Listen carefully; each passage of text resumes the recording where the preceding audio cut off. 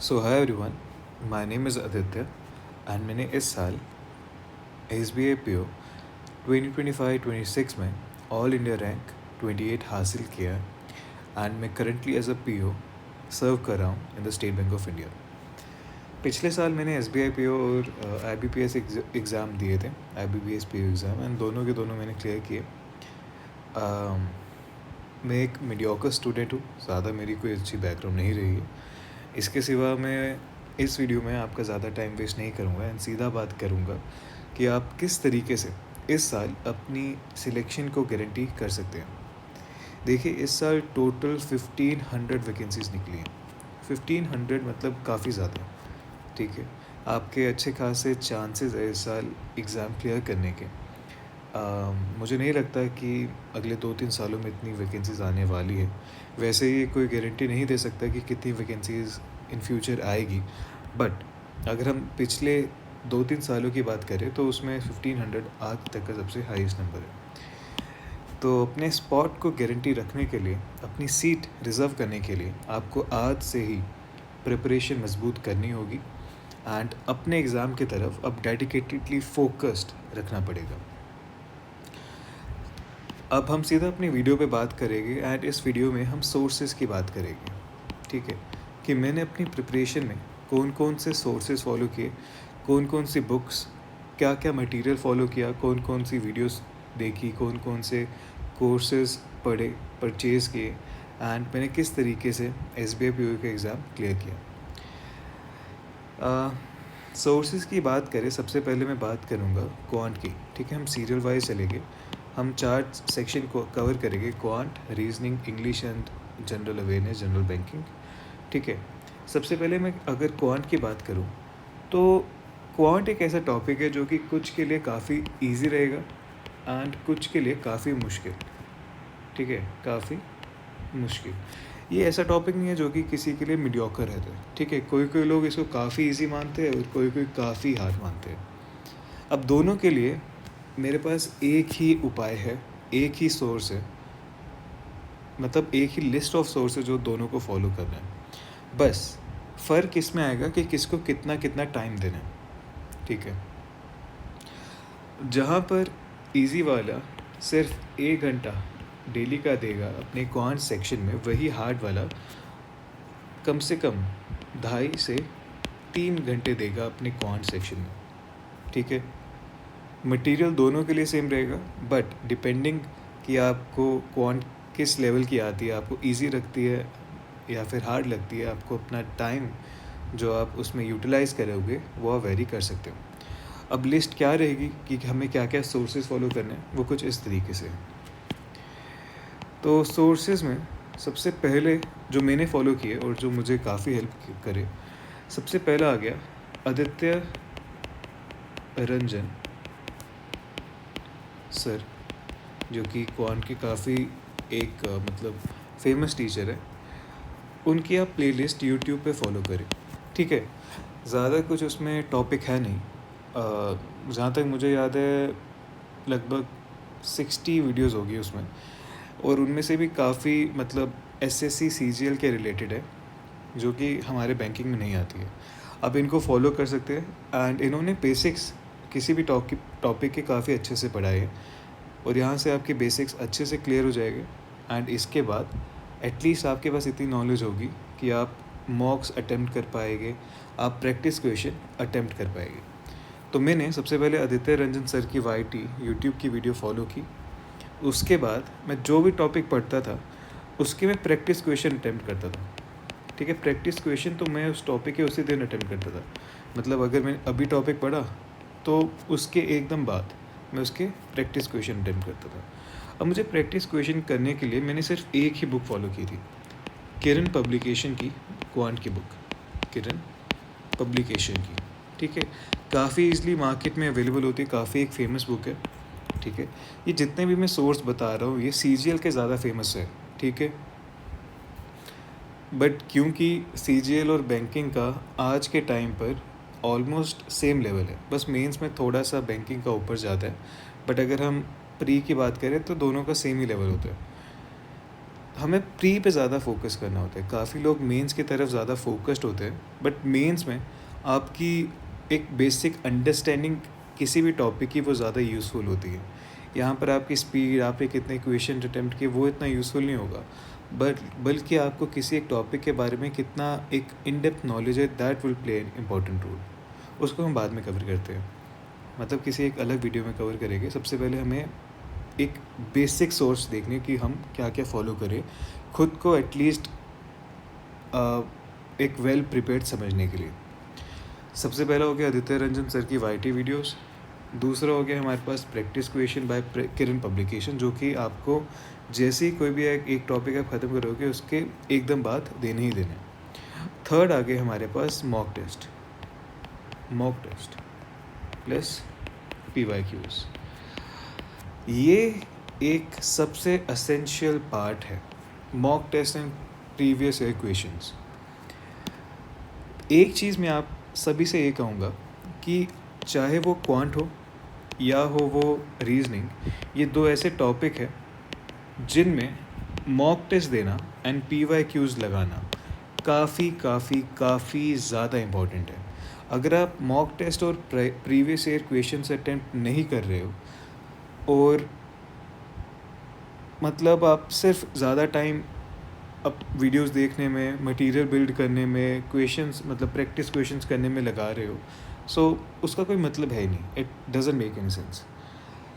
सबसे पहले PYQs को समझना काफ़ी ज़रूरी होता है। कोई भी अगर एक ऑर्गेनाइजेशन अगर कोई एक एग्ज़ाम बना रही है तो वो एक पैटर्न के साथ एग्ज़ाम बनाती है। मतलब अगर आप उनके प्रीवियस ईयर क्वेश्चंस देखोगे, आपको समझ आएगा कि इनके क्वेश्चंस का लेवल किस तरीके का होता है। ये क्वेश्चन अगर बढ़ा रहे हैं, किस टॉपिक से कितने क्वेश्चंस पूछ रहे हैं, आपको खुद में एक अंडरस्टैंडिंग मिलेगी कि हाँ, अगर क्वांट के 4 टॉपिक है समझ लो, जैसे एक टॉपिक हो गया अलजेब्रा का, एक टॉपिक हो गया बेसिक अर्थमेटिक का, एक टॉपिक हो गया हमारे पास टाइम का, एक टॉपिक हो गया हमारे पास क्वाड्रेटिक इक्वेशंस का, एक टॉपिक हो गया हमारे पास जैसे डेटा इंटरप्रिटेशन का। तो हमें समझ आ जाएगा कि अच्छा, अगर हम PYQ देखेंगे कि किस टॉपिक से, लेट्स से DI से 4 क्वेश्चन आते हैं, अर्थमेटिक से हमारे पास 5 क्वेश्चन आते हैं, टाइम से 1 क्वेश्चन आता है, तो हम उसी लेवल का भी टाइम अपना इन टॉपिक्स को देंगे। जिस टॉपिक से ऑब्वियसली बात है ज़्यादा क्वेश्चंस आते हैं, तो एक ऐसा पर्सन जिसको पहले से ही क्वांट हार्ड लगती थी, वो ऑब्वियसली उसी टॉपिक में ज़्यादा अपना टाइम इन्वेस्ट करेगा। तो इसी की वजह से हमारे पास जो PYQs होते हैं उनका एक इम्पॉर्टेंट रोल बन जाता है। और काफ़ी लोग, काफ़ी एस्पिरेंट्स इसी चीज़ को काफ़ी निगलेक्ट, मतलब एक ज़्यादा सीरियसली नहीं लेते हैं। ठीक है, तो मैं यही आप सबसे कहूँगा, आज अगर आप प्रिपरेशन अपनी शुरू कर रहे हो, सबसे पहले एक टॉपिक उठाओ, ठीक है, उसकी एक वीडियो देखो। मैंने आदित्य रंजन सर की वीडियो देखी थी, इनकी वीडियो देखोगे एक अच्छी आपकी कंसेप्ट बिल्डअप होगी। मैं पर्सनली मतलब इनके कंटेंट को काफ़ी पसंद करता हूँ। अगर आप इनकी वीडियो देखोगे आपको पसंद नहीं आए, तो इनके अलावा भी काफ़ी टीचर्स हैं, ठीक है, बहुत टीचर्स हैं, सोर्सेज इतने अनगिनत अवेलेबल है यूट्यूब पर, आप जिस मर्ज़ी को फॉलो करो। मैं ये नहीं कह रहा कि सब आदित्य रंजन सर को ही फॉलो करेंगे, आपको जिसकी पसंद आएगी, जिसका आपको अच्छा लग रहा है, आप उनको फॉलो करो, बट जो नेक्स्ट के 2 स्टेप्स है वो आपको सेम ही रखने हैं। जो भी आप टॉपिक पढ़ोगे, जिस भी टीचर से पढ़ोगे, यहाँ पर मैं लिख के देता हूँ कि और any other of your wish, जिस भी टीचर से पढ़ोगे उसके बाद प्रैक्टिस क्वेश्चन ज़रूर करिए। एंड प्रैक्टिस क्वेश्चन अटैम्प्ट करने के बाद, अब एकदम से प्रैक्टिस क्वेश्चन किए उसके बाद आपको मॉक टेस्ट नहीं देना है, आपको थोड़ी देर वेट करना है, लाइक एक दिन बाद आपको उसका मॉक टेस्ट देना है कि क्या मुझे चीज़ें याद हो रही है, क्या मुझे उस टॉपिक के फॉर्मूलाज याद है, अपने एक रिटेंशन पावर देखने के लिए। ठीक है, फिर और PYQ स्टार्टिंग में देखनी, ठीक है, जब भी आप कोई भी एक टॉपिक शुरू कर रहे हो, सबसे पहले देखो कि उस टॉपिक से कितने क्वेश्चन पूछे जा चुके हैं। अब जाहिर सी बात है, कोई ऐसा टॉपिक जिससे एक क्वेश्चन पूछा जाता है, तो उस टॉपिक पे ज़्यादा टाइम इन्वेस्ट करने का क्या ही फ़ायदा। ठीक है, उसको जल्दी जल्दी निपटाना है बस। ठीक है, उसमें प्रैक्टिस क्वेश्चन भी कम अटेम्प्ट करने हैं और मॉक टेस्ट भी ज़्यादा से ज़्यादा उस टॉपिक का 1 या 2 देने हैं। कोई ऐसा टॉपिक है जिससे 5 क्वेश्चंस पूछे गए हैं इन दी प्रीवियस ईयर, उस टॉपिक्स पर हमें ज़्यादा फोकस करना है, उसे ज़्यादा प्रैक्टिस क्वेश्चन अटेम्प्ट करने हैं एंड उस टॉपिक पर हमें ज़्यादा मॉक टेस्ट भी देने हैं। आई होप आपको ये चीज़ समझ आई हो कि किस तरीके से हमें क्वांट को प्रिपेयर करना है। ठीक है, अब अगला हमारा टॉपिक आ गया रीजनिंग का। तो दोस्तों, मैंने खुद रीजनिंग की किसी भी टीचर या फिर किसी भी कोर्स से कोई प्रिपरेशन नहीं की थी। मैंने पर्सनली मेरी रीजनिंग टचवुड अच्छी थी। मुझे एप्टीट्यूड या फिर पजल सॉल्व करना काफ़ी पसंद था। स्टार्टिंग से ही मैंने काफ़ी ओलंपियाड्स भी जीते हैं, तो मुझे रीजनिंग मतलब मेरी अच्छी थी। तो मैंने पर्सनली किसी भी टीचर को फॉलो नहीं किया, बट एक सर है जिनका नाम है शायद से अंकुश लांबा सर। मैं एक सेकंड फ़ोन में चेक कर लेता हूँ, मुझे उनका नाम शायद से भूल गया।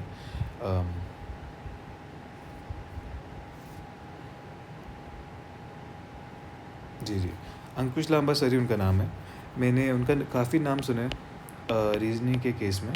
अंकुश लांबा सर एक रिनाउंड टीचर है रीजनिंग में, तो आप इनकी वीडियोस देख सकते हैं अगर आपको रीजनिंग में दिक्कत आ रही है। बट अभी टाइम कम है आपके पास, तो मैं आपको ये सजेस्ट करूँगा कि अंकुश लांबा सर की वीडियोस सिर्फ उन्हीं टॉपिक्स के लिए देखिएगा जिनमें आपको दिक्कत है। और किस तरीके से आपको पता चलेगा कि मुझे किस टॉपिक में दिक्कत है?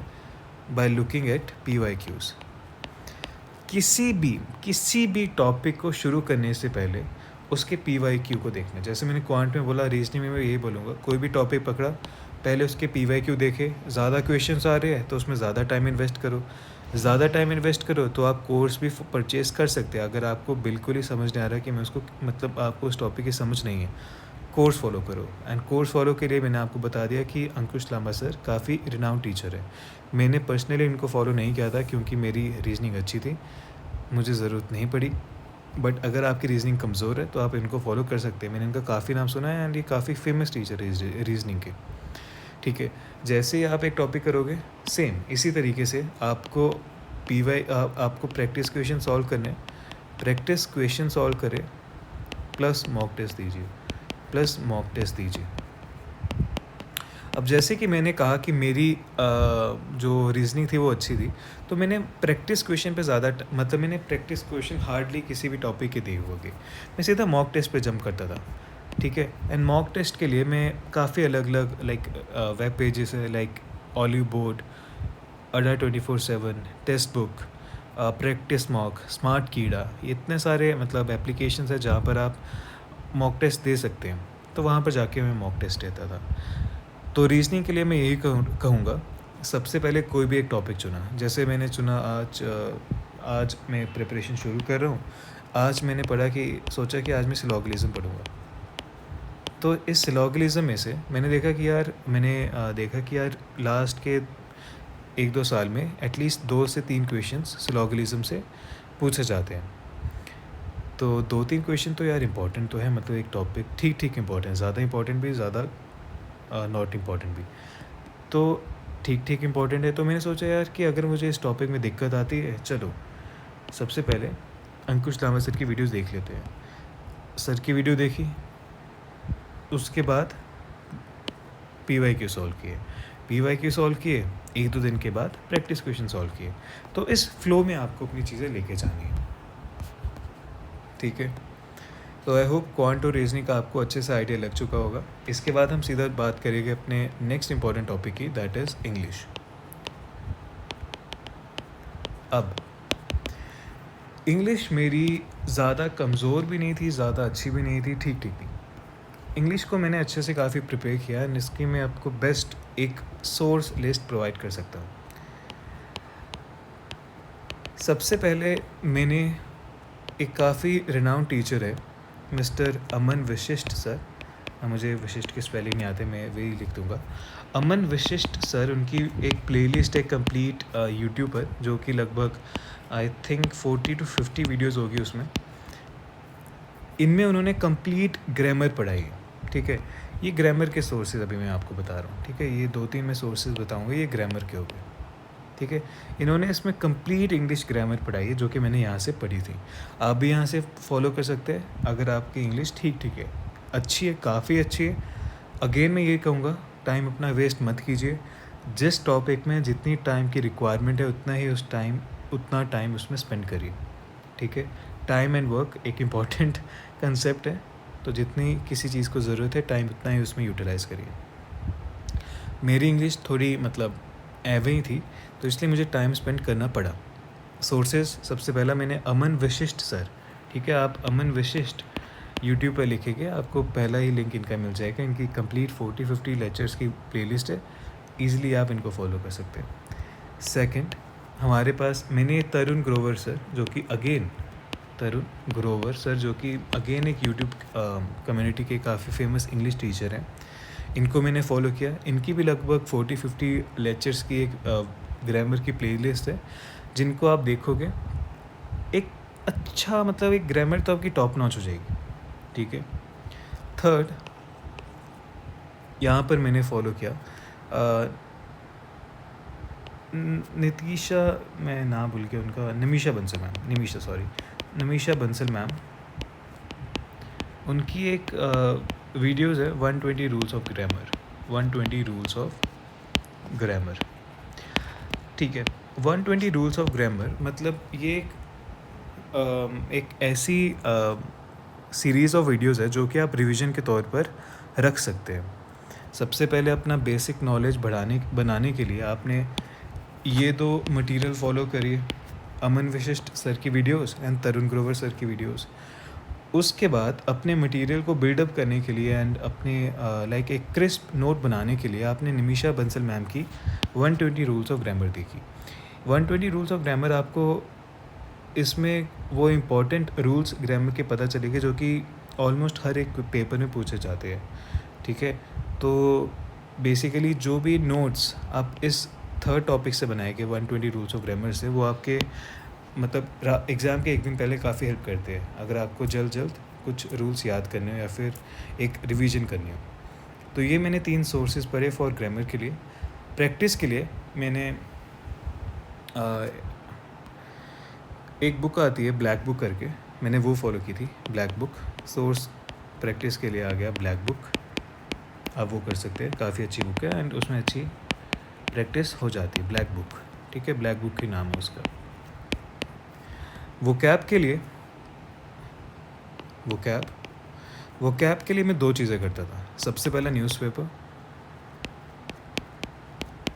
न्यूज़पेपर एंड दूसरी चीज़ मतलब आप डेली कोई भी एक जैसे मुझे ना मूवीज़ देखने का काफ़ी शौक़ था, तो प्रिपरेशन के दौरान मूवीज़ तो नहीं देख सकते थे, ऑब्वियसली बात है। तो मैंने डेली क्या किया, कुछ इंग्लिश न्यूज़ चैनल में मैंने देखना शुरू किया। न्यूज़पेपर पढ़ना अलग बात है, बट एक कन्वर्सेशन को समझना अलग बात है। तो वैसे ही एक जेन्युइन सोर्सेज तो है नहीं, ऑब्वियसली ये है नहीं। अगर आपको वोकैब अपनी बिल्ड करनी है तो एक टीचर है जिनका मुझे नाम अभी याद आ नहीं रहा, एक सेकंड मैं देखता हूँ, मतलब मेरे माइंड से एकदम से स्किप हो गया। उनका मैम शायद से रानी मैम नाम है समथिंग, हाँ रानी मैम ही है, हाँ रानी मैम। तो रानी मैम का नाम मैंने सुना है, जो कि आप फॉलो कर सकते हैं वोकैब के लिए, ठीक है। रानी मैम फॉर इंग्लिश वोकैब, तो आप इनको भी फॉलो कर सकते हैं अपने वोकैब के लिए। पर्सनली मैंने फॉलो नहीं किया क्योंकि मेरी इंग्लिश ठीक थी, जैसे मैंने बोला कि मेरी कन्वर्सेशन स्किल्स भी अच्छी थी, समझ भी लेता था, बट ग्रामर में मुझे थोड़ी दिक्कत थी, इसलिए मुझे ग्रामर में ज़्यादा एफर्ट्स डालने थे। बट अगर आपकी वोकैब अच्छी नहीं है, आप न्यूज़पेपर पढ़िए, डेली इंग्लिश न्यूज़ चैनल देखिए, ये आपका अपनी मर्ज़ी। ये मैंने इसलिए रखा था क्योंकि लाइक इंग्लिश न्यूज़ चैनल देखने से आप थोड़ा सा एक न्यू वोकैबलरी के वर्ड्स जो कि डेली कन्वर्सेशंस में यूज़ होते हैं उनको समझते हैं, जो कि मेरी एक पर्सनल इंटरेस्ट था। रानी मैम को पढ़िए, जो कि काफ़ी रिनाउंड मैम है इन दिस फील्ड, ठीक है। ये हमारे पास इंग्लिश के सोर्सेज हो गए। तो ग्रामर के लिए Aman Vashishth sir, Tarun Grover sir, then Nimisha Bansal ma'am, इनके 120 रूल्स ऑफ ग्रामर। प्रैक्टिस के लिए ब्लैक बुक, वोकैब, न्यूज़पेपर पढ़िए। न्यूज़पेपर पढ़ने से आपको अपने जनरल अवेयरनेस, जो कि आपके एग्ज़ाम में पूछा जाएगा in your general awareness section, उसमें मदद मिलेगी। डेली इंग्लिश न्यूज़ चैनल देखिए या फिर कोई भी इंग्लिश पॉडकास्ट देखिए, गाने सुने, कुछ मतलब ऐसा चीज़ जिसमें इंग्लिश कन्वर्सेशन इन्वॉल्व है, जहाँ से आप कुछ न्यू वर्ड सीखें। एंड रानी मैम की एक कोर्स है, उनकी प्लेलिस्ट भी यूट्यूब पे अवेलेबल, उनको आप फॉलो कर सकते हैं। अपनी सुविधा के अकॉर्डिंग, अपनी रिक्वायरमेंट के अकॉर्डिंग, आपकी अपनी खुद की प्रिपरेशन स्टेज के अकॉर्डिंग, क्योंकि यार ऑब्वियसली अभी टाइम कम है। तो फॉर समवन जिसकी क्वांट ज़्यादा कमज़ोर है इन कंपैरिजन टू इंग्लिश, उसको अपना ज़्यादा टाइम क्वांट में देना चाहिए बजाय इंग्लिश के, ठीक है। क्योंकि इंग्लिश में जहाँ तक मैंने ऐसा देखा है, वोकैब एक ऐसा टॉपिक है जहाँ पर आप अगर इतना ज़्यादा एफर्ट दोगे भी ना, आपके नंबर आ जाते हैं, ठीक है। मतलब वोकैब क्या है, ऐसा टॉपिक है, आप ऑब्वियसली अनगिनत वर्ड्स है इस दुनिया में, वो कहीं से भी कोई भी वर्ड डाल सकते हैं। बट क्वांट के चुनिंदा टॉपिक है, उन्होंने आज घुमा फिरा के उसी टॉपिक में से डालना है मतलब क्वांट एंड रीजनिंग बाकी के। तो ज़्यादा बेहतर वो होगा कि आप उन टॉपिक में एफर्ट डालिए जहाँ से रिज़ल्ट एश्योर्ड है, रादर देन जहाँ पर अनसर्टेनिटी है, ठीक है। तो आई होप ये 3 सेक्शंस आपको इजीली थोड़ा आइडिया लग गया हो कि किस तरीके से हमें क्या क्या चीज़ें फॉलो करनी है। Fourth and the most important, जो कि काफ़ी लोग इसको मतलब काफ़ी अनसीरियस लेते हैं, that is general awareness, the God. अब देखो यार, जनरल अवेयरनेस खुद में काफ़ी बड़ा टॉपिक है। सबसे पहले तो हर किसी को ये डाउट होता है कि भाई हमें कितने महीनों का जनरल अवेयरनेस प्रिपेयर करना है। देखो, आइडियल 6 महीने माने जाते हैं, 6 मंथ्स। अगर आपका एग्ज़ाम जुलाई में है तो जुलाई से पहले 6 महीने, मतलब जनवरी से लेकर जून तक का करंट अफेयर्स आपके टिप पर होना चाहिए। टिप इन द सेंस आपको आना चाहिए, पता होना चाहिए उसके बारे में, एटलीस्ट आपने 1-2 बार पढ़ा हो उसके बारे में। बट अगर आपके पास टाइम की कमी है और अगर आप 6 महीनों का करंट अफेयर्स नहीं कर पा रहे हैं, तो एटलीस्ट आपको 4 मंथ्स का तो करना ही चाहिए, ठीक है। 4 मंथ्स का करंट अफेयर्स करना मस्ट है। अब करंट अफेयर्स के लिए सोर्सेज क्या रहेंगे? तो करंट अफेयर्स के लिए मैंने 2 सोर्सेज फॉलो के लिए, एंड बिलीव मी, अगर आप इन दोनों सोर्सेज को फॉलो करेंगे तो आपके इतने अच्छे नंबर आएंगे। मेरे पर्सनली 25 नंबर आए जनरल अवेयरनेस में इन मेंस, जो कि काफ़ी अच्छे नंबर्स माने गए थे उस साल। तो करंट अफेयर्स के लिए मैंने फॉलो किया सबसे पहले अफेयर्स क्लाउड। अफेयर्स क्लाउड जो डेली बेसिस में अपने वेब पेज पर ये डेली बेसिस पे करंट अफेयर्स अपलोड करता है। आप इनकी प्रिंट आउट निकाल सकते हैं या फिर इनकी PDF डाउनलोड कर अपने टैबलेट पर, अपने लैपटॉप पर, अपने डेस्कटॉप पर उसी में ही मॉडिफिकेशन कर सकते हैं और उसको स्टोर कर सकते हैं, ठीक है। तो affairs cloud is one of the best resources that you can get for your current affairs. Second is Oliveboard का current affair section. Oliveboard का करंट अफेयर्स का सेक्शन, जब आप ऑलिव बोर्ड के ऐप को खोलते हैं तो आपको साइड में एक अलग से करंट अफेयर्स का सेक्शन दिखेगा। जब आप उस पर क्लिक करोगे आपको काफ़ी सारे आर्टिकल दिखेंगे। मोस्ट ऑफ द आर्टिकल्स आपके सेम हो गए as that of affairs cloud, ठीक है। कुछ कुछ अलग अलग हो गए, बट मेन बेनिफिट ये होता है कि जब आप उन आर्टिकल्स को पढ़ोगे उसके बाद आपको एक अलग से क्विज सेक्शन भी दिखेगी, जहाँ पर आप अपने डेली बेसिस में जितना आपने करंट अफेयर्स पढ़ा होगा उसको प्रैक्टिस भी कर सकते हैं ऑन स्पॉट, जो कि मुझे काफ़ी बेहतर लगता था। तो मैंने इन्हीं 2 सोर्सेज को फॉलो किया for my current affairs preparation.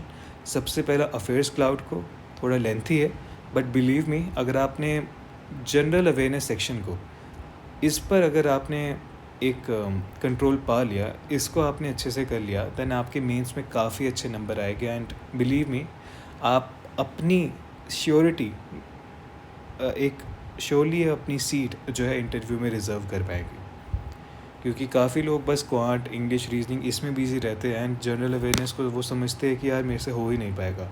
हो जाएगा, मेरे से हो गया, आपसे भी हो जाएगा, आप उल्टा बेहतर होगा, ठीक है, बस थोड़ा सा टाइम स्पेंड करिए, हो जाएगा। जैसे मैंने 4 महीनों का पढ़ा था, मेरे 25 नंबर आए। अगर आप 6 महीनों का पढ़ते हैं, आपके किसी के 30 भी आ सकते थे, 35 भी आ सकते थे।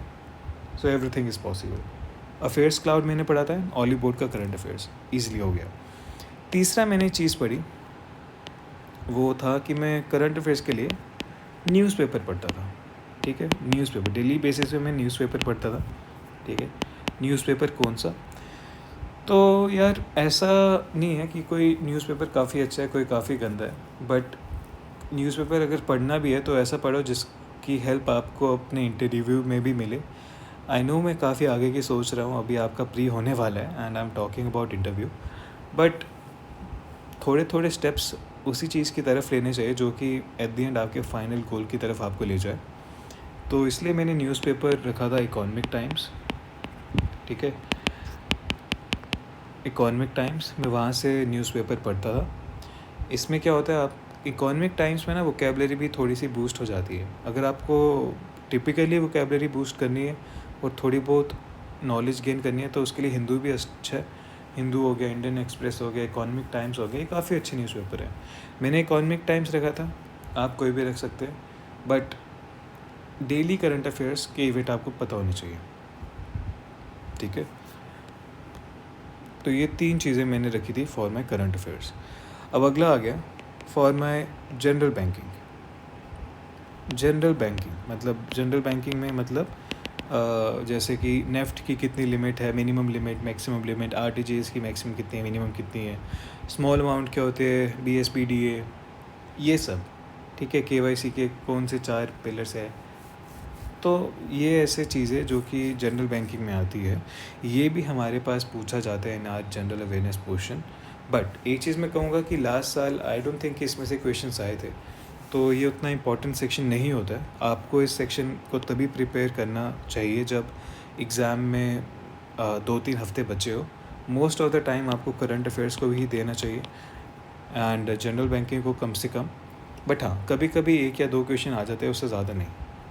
बट फिर भी हमारी जो किस्मत कैसी भी पलट सकती है एंड किसी साल कितना भी क्वेश्चन पूछे जा सकते हैं, तो हमें मतलब पढ़ना है, बट उतने ज़्यादा ऐसे अच्छे से नहीं जितना हमें करंट अफेयर्स अच्छे से पढ़ना है।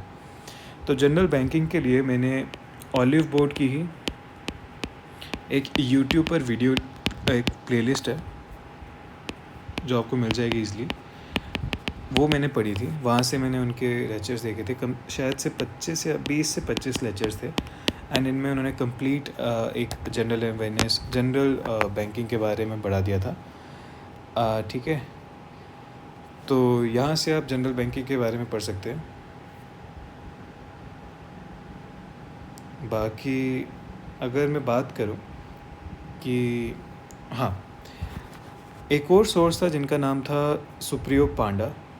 अब आई डोंट नो मैं उनका नाम अच्छे से प्रोनाउंस कर रहा हूँ। सुप्रियो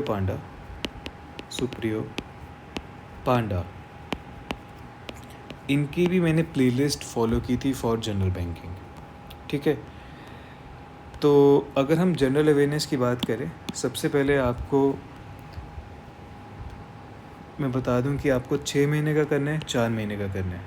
अगर आपको लगता है कि आप डेली 3 से 4 घंटे अपनी जनरल अवेयरनेस को दे सकते हैं, आप 6 महीने का प्रिपेयर ईज़िली कर सकते हैं आज भी। अगर आप 1 से 2 घंटे सिर्फ अपनी प्रिपरेशन को दे सकते हैं, आप सिर्फ 4 महीने का पढ़िए। करंट अफेयर्स कहाँ से करना है? करंट अफेयर्स के लिए अफेयर्स क्लाउड खोलिए, अफेयर्स क्लाउड का यूज़ करिए, ऑलिव बोर्ड के करंट अफेयर्स को पढ़िए। करंट अफेयर्स न्यूज़पेपर से, करंट अफेयर्स के लिए न्यूज़पेपर पढ़िए। न्यूज़पेपर कौन सा? इकोनॉमिक टाइम्स पढ़ सकते हैं, द हिंदू पढ़ सकते हैं, इंडियन एक्सप्रेस पढ़ सकते हैं। ठीक है, बट काफ़ी सारे कैंडिडेट मुझे यहाँ पर पता है एक डाउट में हो गए कि अगर हम अफेयर्स क्लाउड पढ़े या फिर Oliveboard current affairs. C R affairs cloud में कभी कभी चीज़ें काफ़ी इन डेप्थ में दी होती है, तो इसमें आपका टाइम थोड़ा वेस्ट हो सकता है। तो अब जैसे मैं बात कर रहा था कि अगर किसी को, समवन हु इज़ वर्किंग, कोई काम कर रहा है जिसके पास मतलब टाइम बिल्कुल ही कम है, तो उनको मैं सजेस्ट करूँगा कि वो ऑलिव बोर्ड की करंट अफेयर्स की ही एक आर्टिकल की टैबलेट होती है वो पढ़िए आपका टाइम भी कम लगेगा, साथ ही साथ आपकी क्विज़ भी क्लियर हो जाएगी और अच्छा आउटपुट आपको मिलेगा, ठीक है। नाउ जनरल बैंकिंग के लिए मैंने ऑलीवुड की वाईटी पे वीडियो प्लेलिस्ट थी, उसको फॉलो किया था। 20 से 25 उनमें लेक्चर्स है। एंड सुप्रियो पांडा सर, जो कि खुद में ही एक SBI पीओ थे, उनकी एक प्लेलिस्ट है फॉर जनरल बैंकिंग, मतलब जिसको हम बैंकिंग अवेयरनेस कहते हैं। उनकी प्लेलिस्ट है जिसमें शायद से 20 से ही 22 वीडियोज़ है, वो मैंने फॉलो की थी। तो इस वीडियो में मैंने सारे के सारे सोर्स मैंने आपको बता दिए कि क्या क्या सोर्स मैंने फॉलो किए थे in my preparation journey to secure myself a seat in SBI as a probationary officer. And believe me, अगर आप इन सभी सोर्सेज को फॉलो करेंगे आपकी सिलेक्शन गारंटीड पक्की है। बस आपको 2 चीज़ों पे ध्यान रखना है। सबसे पहले मॉक टेस्ट एंड PYQs देने ही देने हैं। एंड दूसरी चीज़, अपना कभी भी जो एक कॉन्फिडेंस है उसको डाउन नहीं करना है। अगर आज मेरे मॉक टेस्ट में अच्छे मार्क्स नहीं है, इसका मतलब ये नहीं है कि मैं मॉक टेस्ट कल नहीं दूंगा, कि मेरी बेइज्जती हो गई, अब कल तो मैं तो मॉक टेस्ट देने नहीं वाला। ऐसा कुछ भी नहीं है।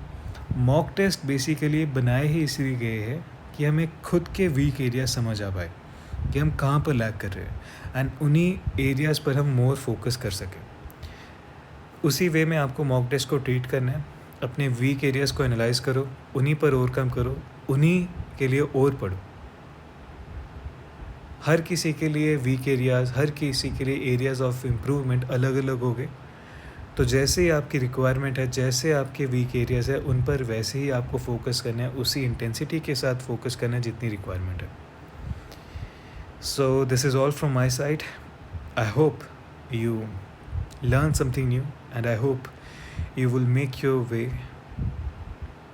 through this journey in a very bright way, in a very bright manner. So thank you all for watching this video, and see you in the next one. Till then, goodbye, take care. Bharat Mata ki jai.